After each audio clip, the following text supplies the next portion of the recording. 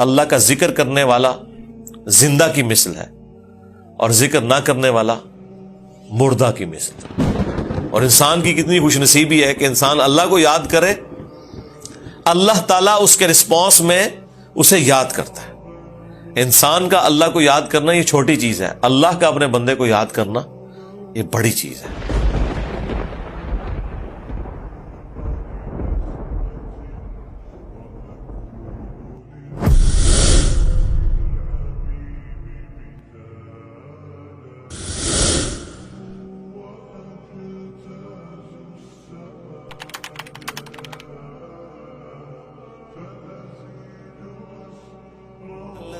آمنوا, وہ لوگ جو کہ ایمان لے آتے ہیں, وَتَطْمَئِنُّ قُلُوبُهُمْ بِذِكْرِ اللَّهِ, اور پھر ان کی حالت یہ ہوتی ہے کہ ان کے دلوں کو سکون اللہ کی یاد ہی میں آتا ہے. أَلَا بِذِكْرِ اللَّهِ تَطْمَئِنُّ الْقُلُوبُ, آگاہ ہو جاؤ, اللہ کے ذکر ہی میں دلوں کا سکون ہے. دیکھیں, ایک ذکر کی وہ قسم ہے جو اللہ تعالیٰ نے آپ کے اوپر اوبلیگیٹری کر دی ہے, اس کے بغیر چارہ نہیں, وہ ہے نماز. وَأَقِمِ الصَّلَاةَ لِذِكْرِي, میری یاد کے لیے نماز کو قائم رکھنا. یعنی یہ نماز وہ چیز ہے جو اللہ کی یاد کو قائم رکھنے والی چیز ہے.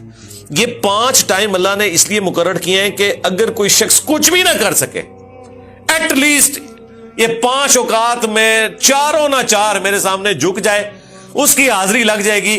وہ یعنی جس طرح ایک بندہ فوجی پریڈ کرتا ہے, وہ چاہے بوجھل دل سے بھی کر رہا ہے, اس کی ڈیوٹی شمار ہو جائے گی. یہ نماز ڈیوٹی ہے.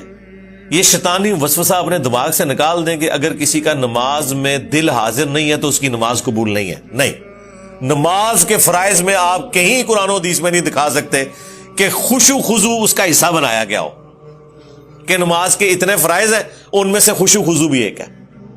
نہیں, خشوع خضوع کبھی ڈسکس ہی نہیں ہوا اس حوالے سے. ترغیب کے لیے ضرور ہوا کہ اہل ایمان کی نشانی ہے کہ وہ توجہ سے نماز پڑھتے ہیں. یہ کہیں نہیں آیا کہ جو توجہ بٹ جائے اس کی نماز نہیں ہوتی, یہ کبھی نہیں ہوا. یہ ٹاپک ڈسکس نہیں کیا گیا اسی وجہ سے کہ اللہ کو پتا تھا کہ دماغ سوچتا ہے, خاص حد تک انسان کنٹرول کر سکتا ہے. ہاں, باقی ارکان کے اوپر بات ہوئی کہ ہر رکعت میں 1 رکوع اور 2 سجدے ہیں.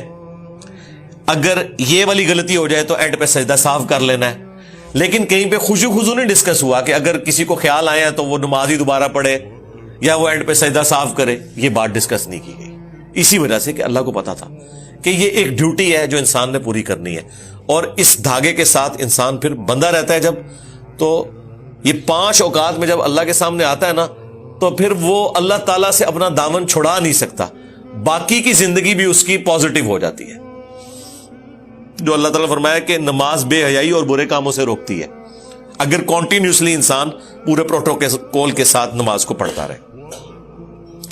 تو میری یاد کے لیے نماز کو قائم رکھنا, یہ حدیث بخاری میں بھی ہے اور مسلم کے اندر بھی. یہ کتنی ڈھارس بنانے والی چیز ہے. تو یہ وہ ذکر کی فارم ہے جو اللہ تعالیٰ نے اوبلیگیٹری رکھ لی. اسی طریقے سے اپنے مال میں زکوٰۃ دینا, یہ بھی وہ فرض ذکر ہے اللہ کا جو آپ نے کرنا ہے. اللہ کی یاد, مال خرچ کریں گے تو جس کے لیے خرچ کر رہے ہیں اس کی یاد میں کر رہے ہیں, اور یہ پتہ ہے کہ اس نے پوچھنا ہے کہ نہ اگر زکوٰۃ دی تو تمہارے ساتھ یہ کیا جائے گا. جو سورہ توبہ میں آیا کہ ان کا مال جو یہ جوڑتے ہیں کنز بنا کے اور اللہ کی راہ میں زکوٰۃ نہیں دیتے, تو قیامت کے دن ان کی پیٹھوں پہ, ان کے پہلوؤں کے اوپر, ان کے ماتھوں کے اوپر یہی سونا اور چاندی گرم کر کے داغا جائے گا اور کہا جائے گا کہ یہ ہے وہ مال جو تم نے دنیا میں جوڑا تھا. اور بخاری مسلم میں تو آیا کہ سانپ کی شکل میں مسلط کر دیا جائے گا, وَلِعَوْذُ بِاللَّهِ تَعَالَى. تو یہ ایک بڑا سینسٹیو ٹاپک ہے. اسی طریقے سے حج, وہ بھی فرض ذکر ہے.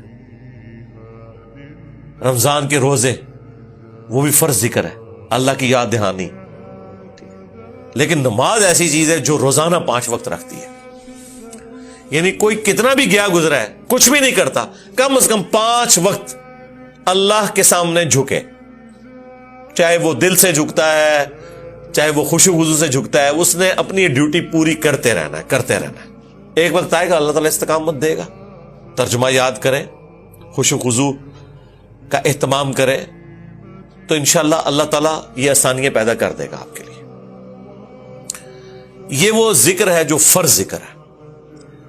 دوسرا ذکر وہ ہے جو اللہ تبارک و تعالیٰ نے قرآن کے لیے یوز کیا. انا نحن نزلنا الذکر وانا لہ لحافظون. بے شک اس الذکر یاد دہانی یعنی قرآن کو ہم نے نازل کیا اور ہم ہی اس کی حفاظت کرنے والے ہیں.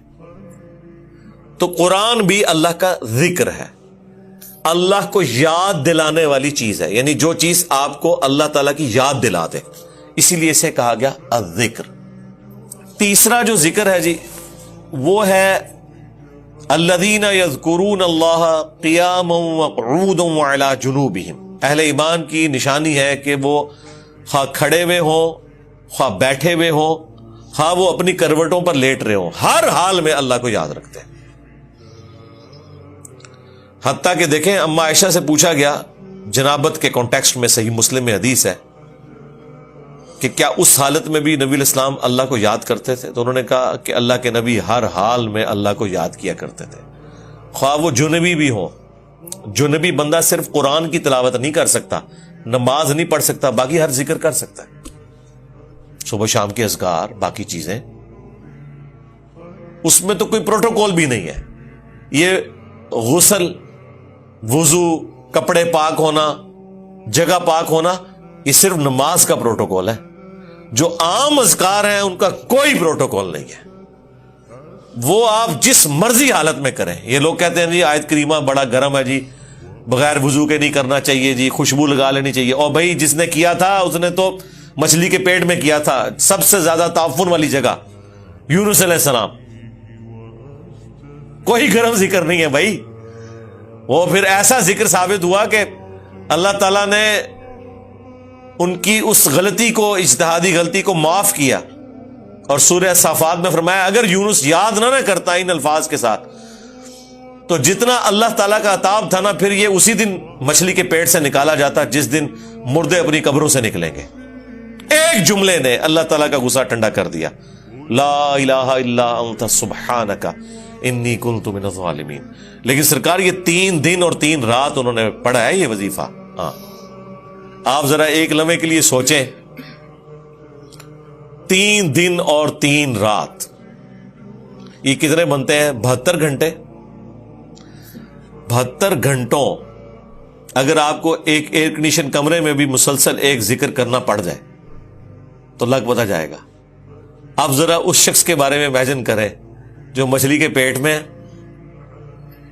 گپ اندھیرا ہے اور یہ بھی نہیں پتا کہ میں یہ کروں گا تو مجھے معافی بھی ملے گی کہ نہیں, اور وہ مسلسل ذکر کیے جا رہا ہے, اور یہ بھی نہیں پتا کہ کتنا عرصہ میں نے یہ ذکر کرنا ہے, اور وہاں پہ بھی کسی کرسی میں نہیں بیٹھے ہوئے ہیں. مچھلی کے پیٹ کے اندر کیا حالت ہوگی. لیکن اللہ تعالیٰ نے ان کی دعا سن لی. اتنی جاندار دعا تھی. میں تو کہتا ہوں یہ سید الاستغفار ہے. لا الہ الا انت سبحانک, اے اللہ تیرے سوا کوئی معبود نہیں, تو تو غلطیوں سے پاک ہے. انی کنت من الظالمین, میں انسان ہوں تو میں تو غلطی کروں گا. اس سے بہتر کیا انداز ہو سکتا ہے عاجزی کا, اس سے بہتر کیا انداز ہو سکتا ہے اللہ تعالیٰ کی عظمت بیان کرنے کا کہ یا اللہ تو نے تو غلطی کرنی نہیں ہے, یہ تو طے ہے.